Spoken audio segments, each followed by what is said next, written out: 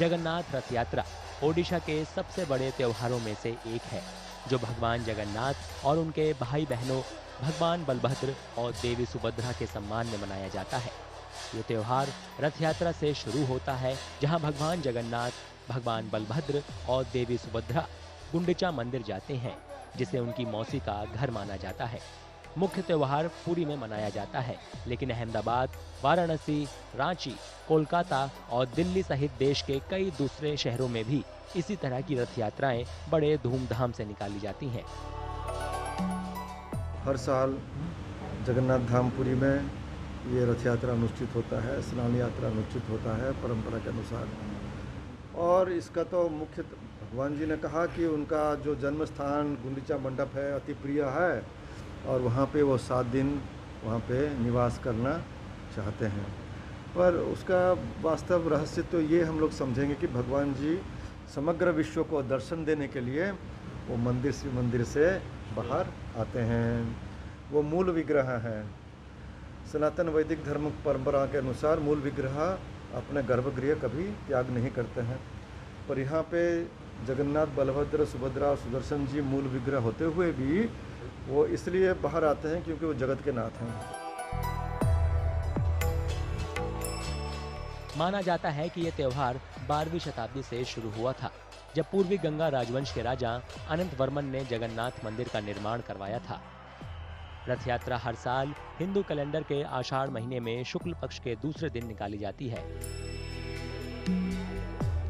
शुक्ल पक्ष चंद्रमा का बढ़ता हुआ चरण है और आषाढ़ ग्रेगोरियन कैलेंडर में मोटे तौर पर जून-जुलाई में आता है।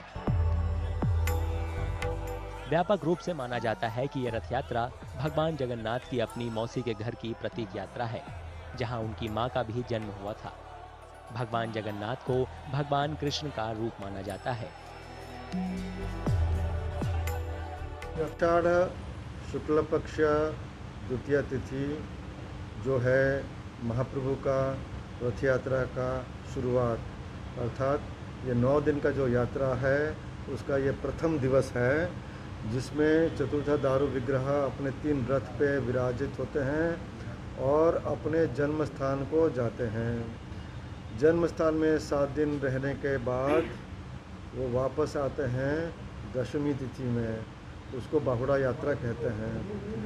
और बाहुड़ा यात्रा में जब वो अपने मंदिर सिंहद्वार के पास पहुंचते हैं, श्री मंदिर के पास, ये रथ यात्रा 9 दिन तो समाप्त होता है, पर परंपरा के अनुसार भगवान जी रथ पे ही रहते हैं।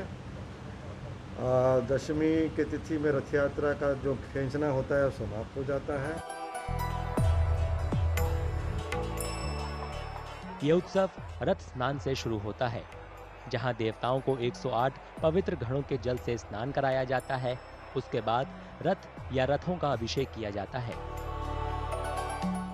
मुख्य उत्सव में हजारों भक्त 3 लकड़ी के रथों को खींचते हुए गुंडिचा मंदिर की ओर जाते हैं। बाहुड़ा यात्रा या वापसी यात्रा 1 हफ्ते से कुछ ज्यादा समय बाद आयोजित की जाती है, जब देवताओं को इसी तरह के जुलूस में जगन्नाथ मंदिर में वापस लाया जाता है।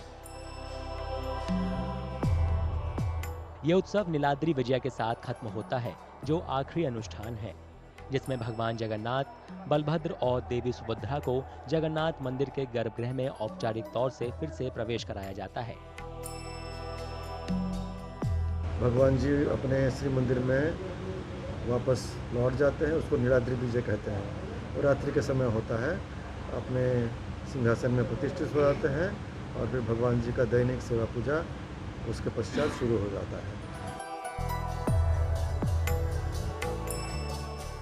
ऐसा माना जाता है कि जो लोग गुंडिचा मंदिर के पवित्र सिंहासन पर बैठे देवताओं को देखते हैं, उन्हें बैकुंठ में स्थान मिलता है। रथ यात्रा को एकजुटता के तौर पर भी देखा जाता है, जो सभी क्षेत्रों के लोगों को एक साथ लाता है। सभी लोग मिलकर रथों को खींचते हैं और श्रद्धा भक्ति के साथ इस पावन त्योहार में शामिल होते हैं।